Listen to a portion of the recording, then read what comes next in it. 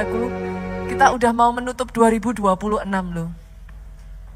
Yuk pakai waktu-waktu ini untuk kita evaluasi. Pakai waktu-waktu ini jadi momen perenungan, saudara. Momen kita itu kembali flashback sepanjang 1 tahun ini. Dan firman Tuhan minggu ini, bulan ini, saudara, 1 bulan ini, saya beri judul Victory in the Mirror. Sebagian dari saudara akan tanya sama saya, what do you mean, Pastor? Apa sih maksudnya dari judul yang Pastor berikan gitu? Ketika saudara melihat ke cermin, maka apa yang saudara lihat? Nah, diri sendiri. Ketika kita bercermin, saudara, kita lihat ke cermin, maka kita melihat diri kita sendiri. Victory in the mirror, kemenangan di cermin, berbicara tentang kemenangan atas diri sendiri. Basically firman Tuhan selama 1 bulan ini akan mengajak saudara untuk upgrade. Jadi lebih baik, Pak. Becoming a better version of you. Jadi dirimu jangan jadi diri orang lain. You are beautiful just the way you are. Saudara sudah indah sebagaimana dirimu. Jangan mau jadi orang lain. But dalam menjadi diri kita ini, be a better version. Itu sebabnya firman hari ini saya akan bagikan saudaraku, mastering yourself. Menaklukkan diri kita sendiri. Kenapa? Karena kemenangan yang sesungguhnya justru menang atas diri sendiri. Firman hari ini akan mengajak saudara untuk yuk, terus bertumbuh yuk. Jangan stuck ya Pak. Amin.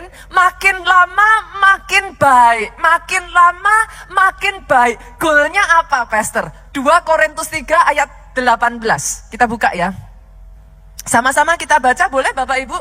Saudara boleh lihat di depan 2 Korintus 3 ayatnya yang ke-18. Kita baca sama-sama yuk dengan suara keras 2, 3. Dan kita semua mencerminkan kemuliaan Tuhan dengan muka yang tidak terselubung. Artinya gimana saudara?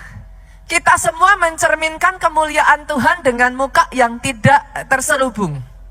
Sadarkah saudara, orang lain gak bisa lihat Yesus. Tapi saudara mencerminkan Yesus. Pertanyaannya simple. When they see you, what do they see? Apa yang mereka lihat? Lanjut ya. Dan karena kemuliaan itu datangnya dari Tuhan yang adalah roh, maka kita diubah menjadi serupa dengan gambarnya dalam kemuliaan yang semakin besar. Saya tuh sering ngomong kayak gini saudaraku. It's better ketika saudara baca Alkitab, koleksi berbagai macam translation boleh Bapak Ibu. Nggak susah kok. Ah Pastor, masa saya harus beli banyak macam Alkitab? Zaman sekarang tuh saudara tinggal download kok. Itu sudah all kind, saudara tinggal klik bisa banyak terjemahan. Nah hari ini saya akan mengajak saudara membuka dalam terjemahan bahasa Indonesia masa kini. Tujuannya apa? Dapat better understanding aja saudaraku.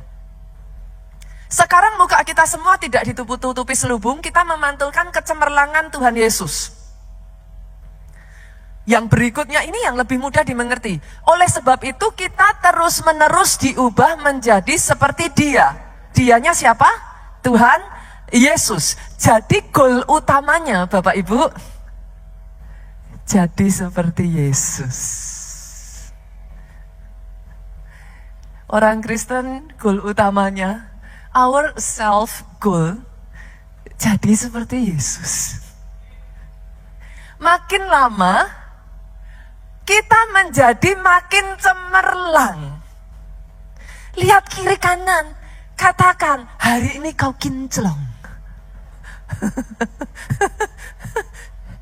Makin lama makin cemerlang. Artinya, yang Yesus harapkan dari ayat ini sebenarnya, Yesus kepingin saudara makin lama jadi makin baik. Nggak boleh sama loh ya. Biar 1%, esok lebih baik dari hari ini. Hari ini lebih baik dari hari kemarin. Itu goalnya, jadi nggak berlebihan kok saudaraku. Saudara nggak dituntut berlebihan kok. Seringkali kita frustrasi karena kita menuntut diri kita sendiri berlebihan. Yesus cuma mintanya simpel kok. Jadi kayak aku, kata Yesus. Makin lama makin cemerlang. Tetapi ingat, bukan karena dirimu. Kecemerlangan itu dari roh. Roh itu adalah Tuhan. Jadi saudara menjadi lebih baik bukan karena gagah dan kuat, tapi berubahnya karena pertolongan Roh Kudus. Maksudnya gimana, Pastor? Caranya gimana? Caranya ada. Saya kasih ya, saudara. Efesus 4 yuk. Firman tuh nyenengin, saudaraku. Kalau disatuin itu selalu nyambung, saudara. Nyenengin sekali, saudaraku. Yuk kita lihat ya. Efesus 4 ayat 21 sampai 24. Sama-sama ya. Ayat 21. Baca bareng saya ya saudaraku. Nanti pengertiannya muncul di sini. 23. Karena kamu telah mendengar tentang Dia. Jadi awal mula kita mulai bisa bertumbuh. Itu dimulai dari ini. Mendengar tentang Yesus. Boleh nggak saya juga ngomong berarti untuk seseorang bisa dengar tentang Yesus harus ada yang nyeritain dong. Berapa banyak di tempat ini yang mau dipakai jadi agentnya Tuhan.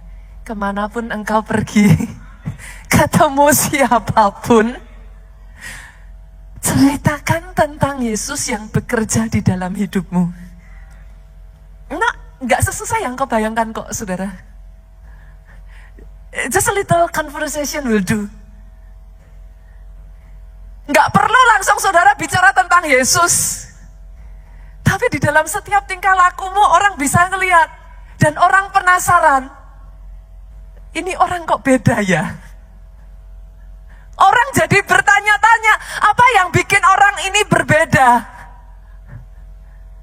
Jadi kesaksian. Karena Roh Kudus bekerja di dalammu. Hidupmu berubah. Setelah dengar tentang Yesus, nerima pengajaran di dalam Dia. Pengajaran menurut kebenaran yang nyata. Jadi nggak boleh hanya dengar Yesus doang, masuk gereja doang. Enggak. Katakan, aku mau jadi murid. Hayati kekristenan, saudaraku. Jangan salah, kekristenan itu menjadi murid. Saudara harus nangkep esensinya. Itu sebabnya amanat agung ngomongnya pergi, jadikan semua bangsa. Tuhan gak pernah bilang jadikan semua bangsa konsumen. Apa beda murid dengan konsumen? Konsumen datang lihat-lihat kiri kanan. Oke, bagus, I'll stay. Tapi di Jakarta kan pilihannya banyak ya Pak. Lihat lagi kiri kanan. Ada lagi nih yang lain. I will go. Kalau murid itu mendedikasikan dirinya untuk terus bertumbuh, untuk nerima pengajaran di dalam Dia, pastikan pengajarannya benar. Pastor, gimana saya tahu pengajarannya benar atau enggak? Enggak ada cara lain, senggol lagi kiri kanan. Baca Alkitab. Lo balik lagi ke situ kok saudara. Mau sampai saudara bosan, ini pendeta nih ya nyebelin aja. Tiap khotbah bilangnya baca Alkitab, baca Alkitab. Kemarin saya tambah, bukan baca Alkitab saudara. Eat or you die. Konsumsi firman atau kau mati rohnya. Lo bener. Tubuh itu mirroring lo. Dari tubuh engkau bisa lihat yang terjadi di jiwa dan roh. Kalau tubuh butuh makan, jiwa roh butuh makan. Lah masalahnya makanannya roh kan firman. Kalau tubuh, Bu, punya anak dari bayi sampai sekarang gak dikasih makan, hidup gak Bu? Lah yang gak hidup. Roh sama. Eat or you die. No other choice. Lanjut lagi boleh ya saudara? Jadi, no. Masih di ayat yang tadi, maaf. Menerima pengajaran di dalam Dia menurut kebenaran yang nyata dalam Kristus. Nah caranya gimana? Yaitu bahwa kamu berhubung dengan hidup kamu yang dahulu, harus meninggalkan manusia lama. Kenapa ditinggalkan? Pastor, boleh nggak saya jadi orang Kristen tapi masih pakai manusia lama? Ya nggak apa-apa. Tapi kenapa disuruh ninggalin? Karena manusia lama menemui kebinasaannya oleh nafsunya yang menyesatkan. Jadi kalau saudara ikutin terus, lama-lama ujungnya binasa. Jadi disuruh Tuhan berubah, itu bukan karena Tuhan jahat. Enggak, Tuhan udah tahu. Kalau diikutin terus, nafsunya, ujungnya menyesatkan, binasa. Amazing ya saudara. Dia yang menciptakan saudara, tahu tuh onderdil dalamnya saudara. Kalau digeber terus, kita nggak berubah, ujungnya menemui kebinasaan oleh nafsu kita sendiri. Makanya setelah itu, yuk ayat berikutnya, yang ke-23, gimana caranya bisa berubah? Dibaharui dalam roh dan pikiran. Rohnya dulu. Yang tadinya dengar firman ngantuk Pak, sekarang dengar firman kayak ada kehausan. Berasa nggak Bapak Ibu? Yang tadinya ke gereja males, sekarang kangen. Kalau nggak ke gereja ada yang hilang. Itu apa saudara? Roh saudara diperbaharui itu. Roh Kudus sedang mengerjakan. Jadi buat saudara yang berkata, Pastor, saya tuh kok rasanya masih jauh banget ya Pastor. Hidup saya tuh rasanya kok masih jauh banget ya. Kayaknya saya datang ke gereja dengar khotbah di keluarga Allah nih kok rasanya saya jelek banget ya Pastor ya. Jangan takut saudara. Dia sedang mengerjakan hidupmu. Nanti nggak berasa dipoles. Dipoles lagi. Tiba-tiba saudara heran. Kok pikiran saya udah berubah ya? Dulu memberi kerugian. Pastor, kok beri? Rugi. Harus selalu nerima. Sekarang tahu, memberi lebih baik dari menerima. Tadinya orang lain bilang, Pastor tuh ya, ibu yang satu tuh, pelit bin gudil. Kalau orang Jawa bilang ya saudaraku, udah pelit gudil, itu apa? Pelitnya pelit saudaraku. Tapi sekarang setelah ada pembaharuan pikiran, pembaharuan roh, Tuhan pakai loh, Tuhan jamah hatinya. Jadi menyadari terlebih berkat memberi daripada menerima. Ada orang yang menyebar harta tapi enggak menjadi miskin. Lo sadari saudara, filosofi dunia dengan firman itu beda. Akhirnya jadi bisa mengenakan manusia baru. Manusia baru ini diciptakan menurut kehendak Allah, hidup dalam kebenaran dan kekudusan. Menyadari. Bukan jadi orang Kristen enggak enak ya, harus hidup kudus, enggak, menyadari. Kalau mau diikuti nafsunya terus, ujungnya binasa, sesat. Hilang, lost. Saudara, make sense yang saya sampaikan ini? Tapi ketika kita harus justru mengenakan manusia baru, ternyata malah ada hidup di situ. Yang lama telah berlalu, yang lama dikubur, sekarang keluar jadi manusia baru, Bu. Itu bicara apa? Baptis. Nah loh, senggol kiri kanan. Yang belum baptis udah jadi orang Kristen 5 tahun, 10 tahun, sampai sekarang mau baptis gini, maju mundur kayak Syahrini. Ayo baptis. Pastor, kenapa harus dibaptis? Saudara, sorry ya kalau saya keras ya. Baptisan bukan pilihan. Selama ini kalau jadi orang Kristen berpikir baptisan itu pilihan. No, it's not. Baptisan itu perintah. Ayatnya mana? Matius 28:19, pergilah, jadikan semua bangsa murid dan baptislah mereka.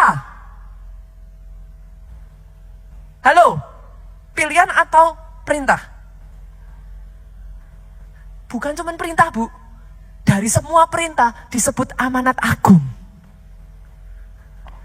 Perintah aja udah tertinggi. Bukan hanya itu lagi, saya tambahin. Markus. Yesus aja dibaptis. Nah lu. Markus 1 ayat 9. Pada waktu itu datanglah Yesus, ia dibaptis di sungai Yordan oleh Yohanes. Berlebihan nggak kalau saya ngomong gini Bapak Ibu? Kalau Yesus aja dibaptis, siapa kita? Halo? Yesus loh saudaraku, dia Tuhan. Dia tunduk, dia ikut itu. Perintahnya Tuhan tuh. Dia jalan dibaptis. Bukan hanya itu, Kisah Rasul 2, buka saudaraku. Ayatnya yang ke-38. Bertobatlah. Disuruh bertobatlah. Hendaklah kamu masing-masing memberi dirimu dibaptis. Ayo, kurang kenceng apa? Kasih salam kiri kanan. Ayo dibaptis. Ayo dibaptis. Yang sudah katakan, saya sudah. Baptis. Ayo yang belum segera baptis, ambil keputusan hari ini, segera daftar. Pastor nanti aja, kalau pas ada pengumuman, daftar sekarang. Manusia gitu saudara, kalau saudara nggak ngelawan, manusia lama itu kepengennya naik terus. Aku yang tidak laku dan kaku harus disalib. Atau saudara berpikir, aduh saat ini kok saya masih ini ya pastor ya. Enggak semua orang dalam Alkitab itu memulai langsung baik. Permulaannya banyak yang enggak baik. Masih ingat Yefta enggak Bapak Ibu? Namanya jarang disebut sih. Yefta itu salah satu dari hakim-hakim. Tapi tahukah saudara siapa Yefta? Yefta ini, maaf kata saudaraku, Alkitab mencatat, dia ini maaf, sekali lagi maafkan saya saudaraku. Dia ini anak perempuan sundal. Bukan hanya dia anak perempuan sundal, dia dibuang. Karena dia dibuang, dia hidup dengan orang yang gak jelas latar belakangnya. Akhirnya Yefta ini jadi perampok. Cuman sorry loh saudara, saya tuh menemukan Tuhan kita, Yesus kita tuh punya hobi yang unik. Dari sejak awal kau diciptakan, Tuhanmu hobi ngumpulin debu. Kita ini debu dan tanah tuh. Nah, dikumpulkan tuh sama Tuhan. Dia tuh hobi ngumpulin debu. Dia itu hobi merubah yang tadinya sampah jadi kinclong. Itu hobinya Yesus, saudara. Yefta, dia itu udah orang buangan, dia jadi perampok, saudaraku. Sama bangsanya dijauhi, ditakuti. Sampai ketemu Tuhan, dirubah from zero, jadi pahlawan bangsa Israel, jadi hakim-hakim. Apa gak keren Tuhan kita? Masih ingat Saulus? Penganiaya orang Kristen, orang yang ditakuti, diubah jadi Paulus. Bagi dia tidak ada yang terlalu sukar. Dia ahlinya mengubah air jadi anggur. Maka hidupmu yang hambar saat ini, dia ubahkan jadi manis. Dijadikan.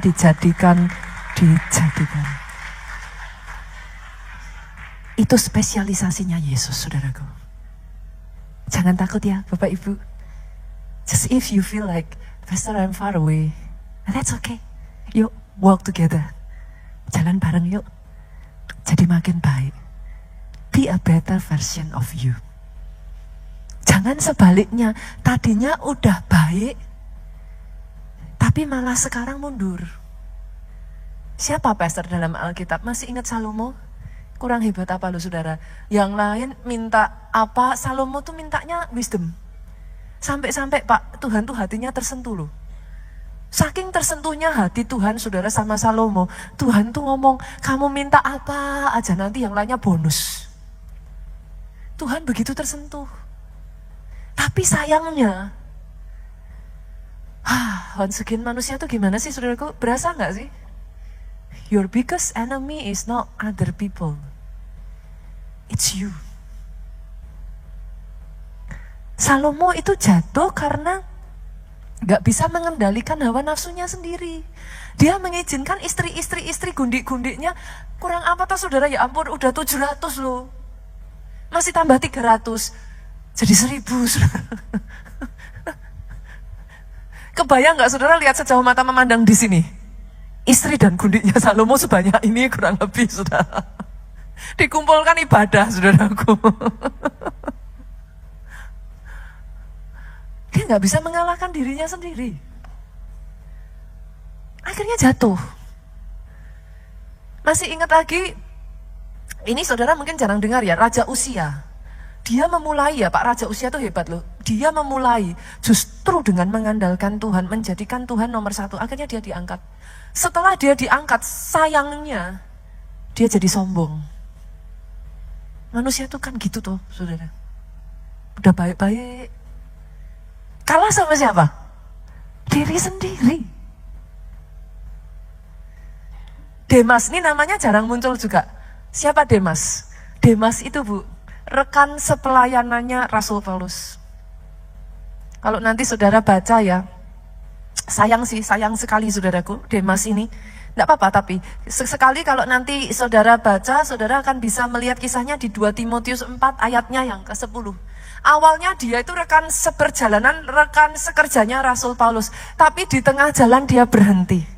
Boleh nggak saya katakan jangan berhenti di tengah jalan Bapak Ibu? Boleh ya? Dia meninggalkan Rasul Paulus, akhirnya dia mengejar dunia, saudara. Halo. Bukan teman sepelayanan.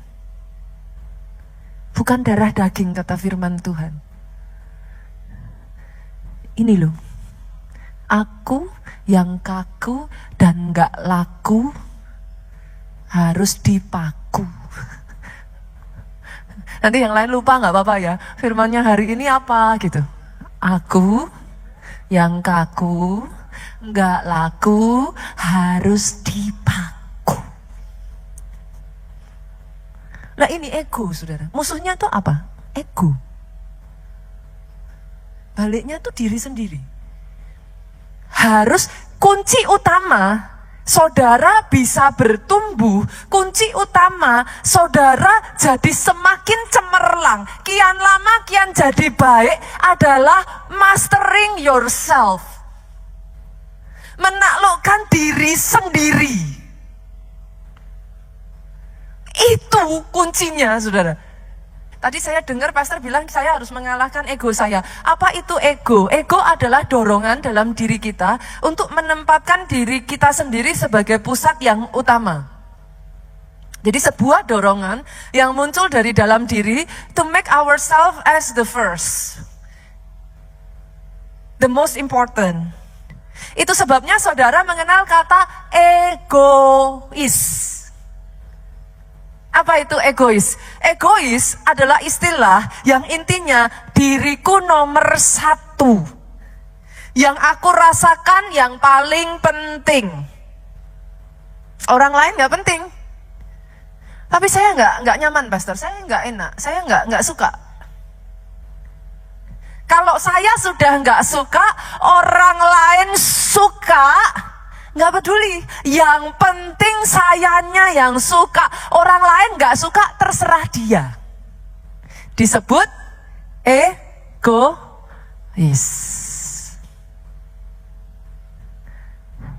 Sekarang boleh nggak kita lihat apa ciri-ciri orang yang egonya tinggi?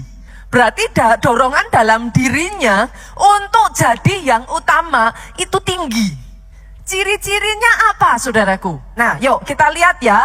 Nanti kalau ada salah satu yang mungkin saudara temui dalam diri saudara, cengir-cengir aja, gak usah angkat tangan saudaraku. Ciri-ciri nomor 1, mau menang sendiri. Orang lain gimana terserah, pokoknya terserah. Yang lain terserah, yang penting saya. Mau menang sendiri. Karena mau menang sendiri selalu merasa paling benar. Orang lain selalu salah. Kemarin saya geli saudaraku. Suami sukanya ngomongnya istri selalu benar. Benar gak ibu-ibu? Oh betul. Saudara jadi bisa ngelihat gak? Suami istri kalau bertengkar, siapa benar siapa salah saudara? Hah? Yang mana? Istri benar. Hidup istri. Suami mana suaranya? Hah? Udahlah ngalah aja katanya. Waduh bapak-bapak luar biasa dah. Saudara sadar gak saudara? Suami istri bertengkar, siapa benar siapa salah gak penting.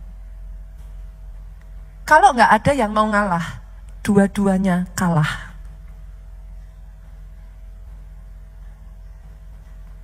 Karena ego kita jadi gak bisa ngelihat itu. Pokoknya saya mau dituruti bu, dia dulu. Kalau dia belum mau berubah, jangan harap saya udah, nggak usah bicara yang lain, udah, terserah. Memangnya di dunia ini laki cuma satu?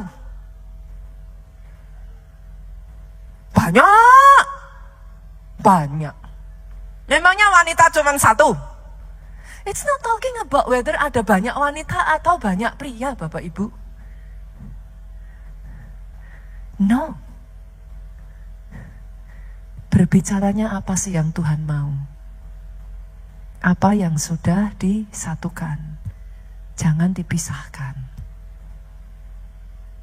Balik-balik lagi ya saudara, kalau dua-duanya nggak ada yang mau ngalah, dua-duanya kalah. Tapi ego kita membuat kita tidak bisa melihat itu.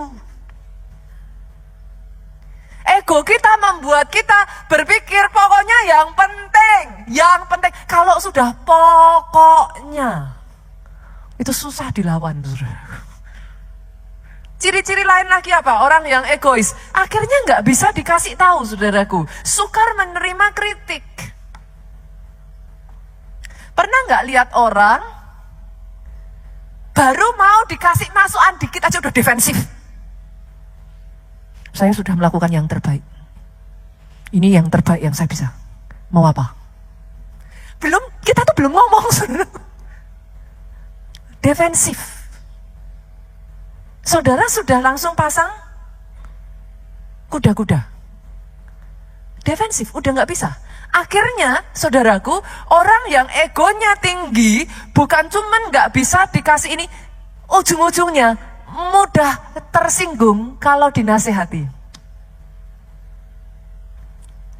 Nasihatnya nggak salah, tapi karena egonya tinggi, tersinggung. Ujung-ujungnya apa lagi saudara? Memaksakan kehendak. Harus. Tadi itu sudah. Ilmu apa? Pokoknya. Ya tapi nggak bisa. Pokoknya. Nggak apa-apa ya Bapak Ibu, masih sayang nggak sama pendetanya? masih sayang ya? Kalau toh ada, cengir aja lah saudara. Cengir aja. Apalagi ciri orang yang egois, selalu ingin mendapat pengakuan dari orang lain. Haus pujian, haus pengakuan saudara.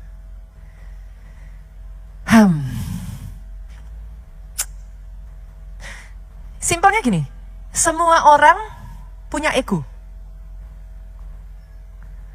Jadi kalau saudara merasa salah satu tadi ada dalam diri saudara, don't feel bad. Semua orang punya ego, tapi harus ditaklukkan. Dia harus makin besar, kita harus makin kecil. Itu bedanya filosofi dunia dengan firman. Kalau filosofi dunia ngomong gini saudara, buktikan dirimu. Tunjukkan.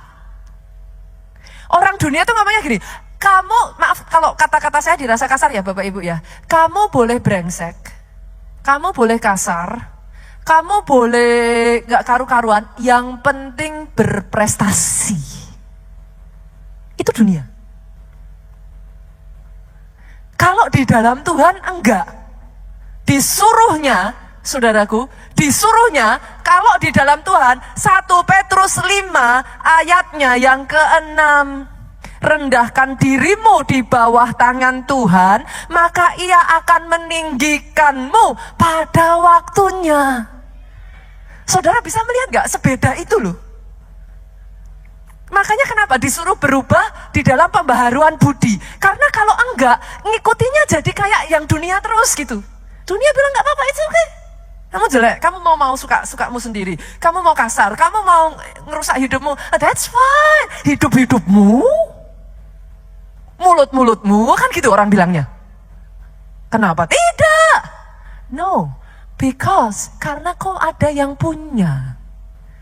Kita menyebut diri kita ciptaan dan Dia pencipta. Artinya He is the creator. He owns us. Mulut ini ada yang punya. Jari ini kalau mau nulis status ada yang punya. Zaman sekarang itu kan bukan hanya mulut tuh saudaraku. Katanya lidah tak bertulang. Jari juga tak bertulang kayaknya. Kan? Hati-hati dengan yang kau tulis, hati-hati dengan yang kau katakan, hati-hati dengan yang kau lihat. Anak sekolah minggu aja tahu, karena Bapa di surga melihat ke bawah, hati-hati gunakan.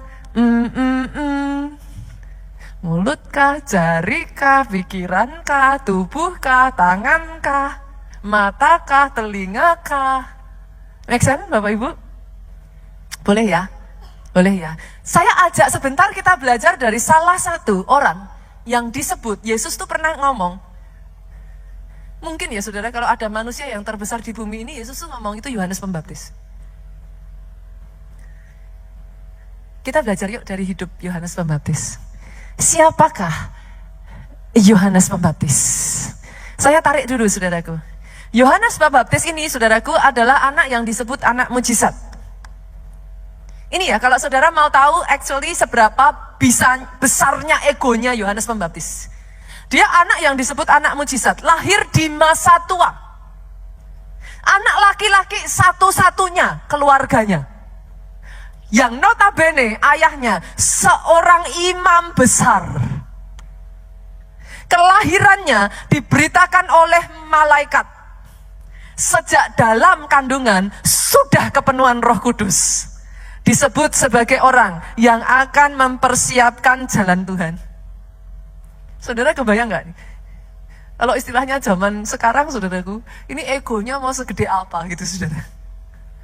Udah anak konglomerat, anak laki satu-satunya, lahir dari keluarga yang semua yes, harus dituruti. Oh, anak yang disebut digadang-gadang akan menjadi penerus, bla and bla and bla. Kebayang gak Bapak Ibu? Harusnya egonya segede apa ini? Tapi yang hebat dari Yohanes Pembaptis ya, dia tuh tahu hidupnya bukan tentang dirinya.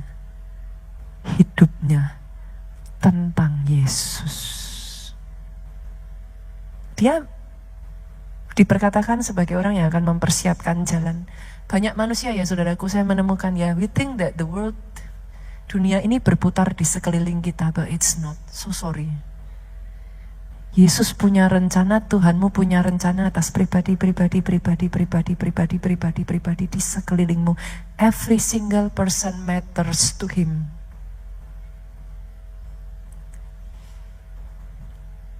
Dia punya rencana atas kota Jakarta ini.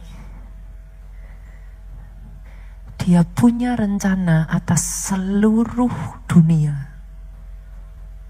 Terus bagian saya di mana, Pastor? Kita ada di dalam agenda untuk rencana Tuhan yang besar ini. So it's not the world, bukan dunia berputar di sekelilingmu. Kita jadi bagian dari rencana yang besar. Itu sebabnya ya, Yohanes tuh punya kesempatan ya, saudara. Coba saudara lihat ya. Yohanes itu punya kesempatan sebenarnya, Lukas 3, 15, 16. Tapi karena orang banyak sedang menanti dan berharap, Semua bertanya dalam hatinya tentang Yohanes. Orang itu mengira ia Mesias, saudara. Kalau ia adalah Mesias. Yohanes itu punya kesempatan untuk self-proclaim loh, saudara. Itu kalau Yohanes bilang, yes, aku Mesias, beres. Selesai. Jadi kalau saudara hari-hari ini mendengar ada orang yang mengaku dirinya Yesus, ada orang yang mengaku sebagai nabi yang diutus, saudara tahu, itu bukan baru. Dari dulu pun sudah terjadi. Tapi hebatnya Yohanes, ayat 16 ngomong gini. Yohanes menjawab dan berkata kepada semua orang itu, aku membaptis kamu dengan air, tetapi ia yang lebih berkuasa daripadaku akan datang. Ini kata-kata Yohanes, exactly ini saudaraku. Dan membuka tali kasutnya pun aku tidak layak. Ia akan membaptis kamu dengan Roh Kudus dan dengan api. Saudara nanti kalau turun ke bawah lagi ya, saudara akan menemukan once again di ayat 28, Yohanes 3 ayat 28. The same story actually, saudaraku. The same story, tapi dari kitab yang berbeda. Yohanes itu ngomong gini, kamu sendiri dapat memberi kesaksian. Aku telah berkata, aku bukan Mesias.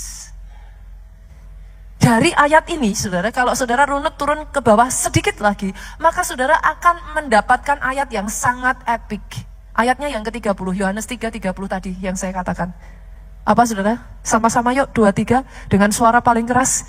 Ia harus semakin besar, tetapi aku harus semakin kecil. The biggest enemy bukan orang lain, ego. Kemarahanmu membuat engkau tidak bisa melihat rencana Tuhan. Ego, saudara. Kesombonganmu membuat engkau tidak bisa melihat. Ego. Dari semua masalah yang muncul ya saudara, pernahkah saudara berpikir, akarnya itu di sini loh.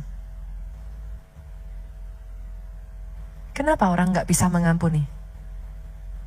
Ego. Ego saudara yang ego, jangan katakan saudara lah, ego dalam diri kita, karena saya juga sama. Yang mengatakan, kalau aku bales, berarti I score. Harus dibales. Harus dikasih pelajaran, pastor. Biar tahu diri. Itu apa? Ego. Balik-balik itu ego. Akar dari sangat banyak masalah, itu baliknya tuh yang satu ini loh saudaraku.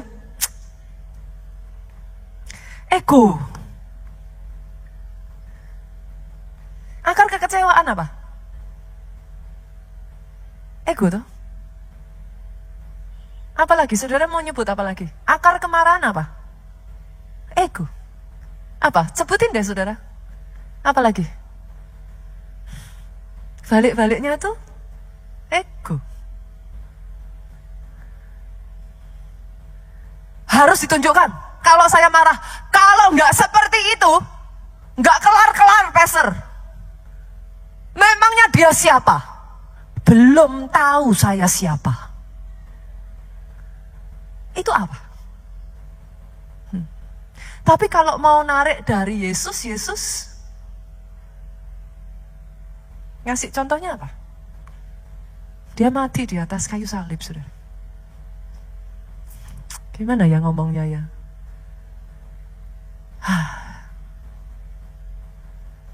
Saya tuh sering ngomong gini saudara, paling enak berurusan sama orang yang udah dewasa. Kalau berurusan dengan kanak-kanak, capek dah. Lihat kiri kanan, katakan, kamu yang sudah dewasa. Boleh Bapak Ibu? Di gereja, kalau semuanya dewasa, nggak bertengkar. Loh jujur, ya nggak? Diplengosin, ya nggak masalah. Lah egonya sudah dipaku, yang kaku dan nggak laku tadi udah dipaku. Nggak disapa, nggak kiamat. Enak nggak hidup saudara? Disakiti? Sudahlah. Mungkin dia baru error. Loh, orang Jawa tuh punya kata-kata, punya essay kayak gini saudaraku. Yang waras ngalah.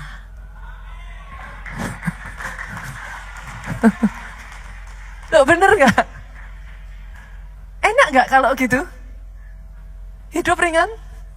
Hah? Ringan, Bapak Ibu. Tapi kok berat ya, Pastor? Aduh ya ampun, Pastor. Kok berat rasanya? Ego. Firman hari ini ya saudaraku mengajak kita bersama ya di akhir penghujung tahun ini ya. Yuk kita introspeksi. Ini saya nggak hanya berbicara tentang, ketika saya berbicara kepada saudara ya, I'm talking to myself. Yesus sudah ngasih contoh yang begitu indah saudaraku. Kadang saya tuh kalau mau cerita contohnya Yesus tuh saya pasti nangis saudara. Satu-satunya cara mengalahkan ego nggak ada yang lain. Belajar jadi hamba. Belajar melayani. Matius 20. Yuk kita buka ya.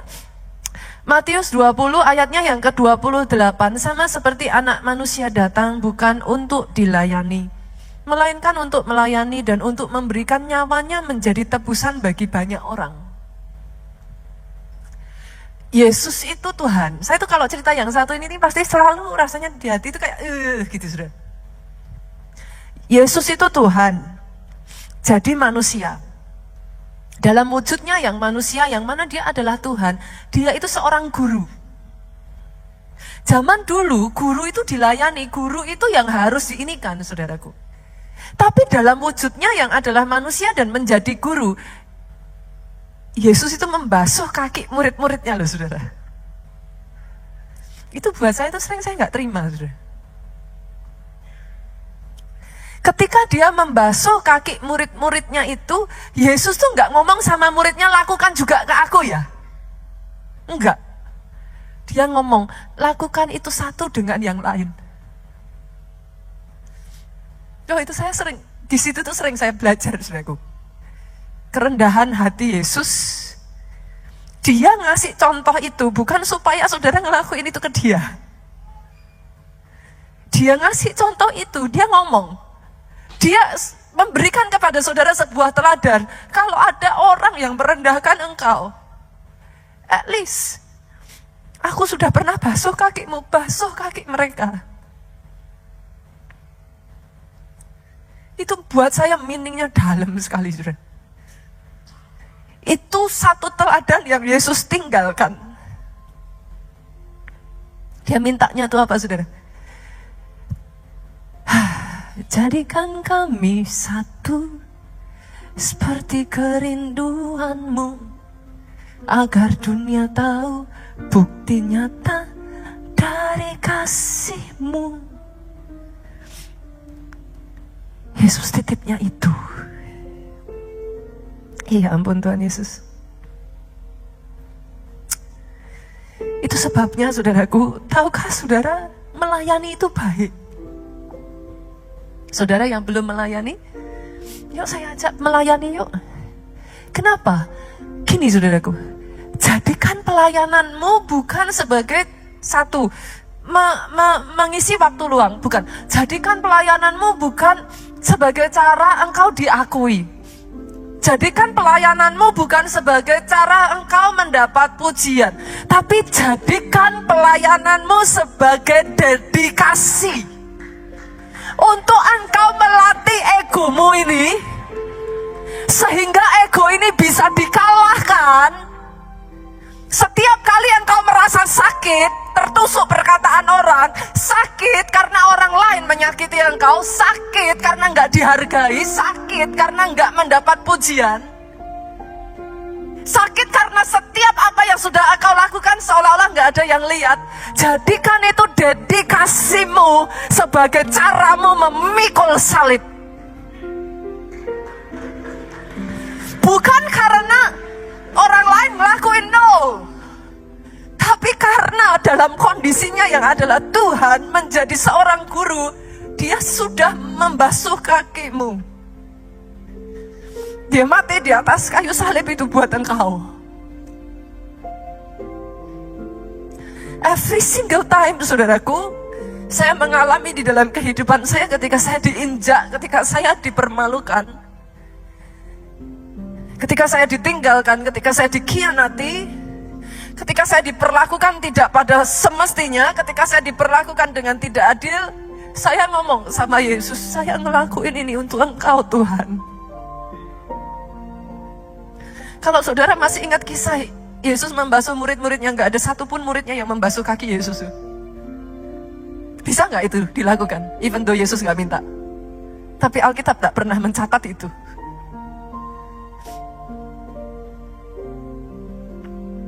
Jadi saya tuh ngomong sama Tuhan, boleh gak sih kekristenan bukan hanya sekedar soal engkau diberkati, tapi soal mendalami esensi sebagai seorang murid. Dalam keadaan terdesak engkau tetap bertahan, dipermalukan, engkau tidak mundur. Engkau menghidupi, memikul salib itu menjadi bagian kehidupan. Bisa balas, bisa ngelakuin lebih buruk, bisa kok ngelakuin batas minimal, dan orang gak bisa mempermasalahkan saudara, bisa. Tapi apakah itu yang akan Yesus lakukan? Sadari satu hal ini ya saudaraku, hanya karena orang lain diangkat, hanya karena orang lain dipromosikan, bukan berarti Tuhan udah gak sayang lagi sama saudara. Gak perlu iri. Bertandinglah di dalam jalur pertandinganmu. Teruslah setia dengan apa yang sudah Tuhan percayakan atas kehidupanmu. Saya selalu mengatakan ini kok, hanya karena gereja lain lebih maju, gereja yang lain juga gak kosong kok. Yang sepakat, katakan amin. Gereja lain bukan musuh kita, amin ya yang paling keras. Saya selalu mengajarkan jemaat keluarga Allah, para pelayan Tuhan di keluarga Allah, jadi dewasa, melihat dengan cara yang benar. Maju bersama, pekerjaan Tuhan terlalu besar. Sadarkah saudara ketika saudara nyakiti sesama fellow Christian, saudara nyakiti yang menciptakan manusia itu? Kalau kita bisa hidup seperti itu ya saudaraku, the world is a happy place. Choose to be happy. Firman Tuhan di bulan Oktober, Bu, jangan karena ada orang lain yang gak memperlakukan kita dengan baik, happiness kita hilang. Jangan karena berkatnya gak seperti yang diharapkan, happiness kita hilang. Hayati ya kekristenanmu ya, hidupi kekristenanmu. Apa saudaraku? Menjadi seperti Yesus. Makin lama makin cemerlang. Jadi terus makin baik.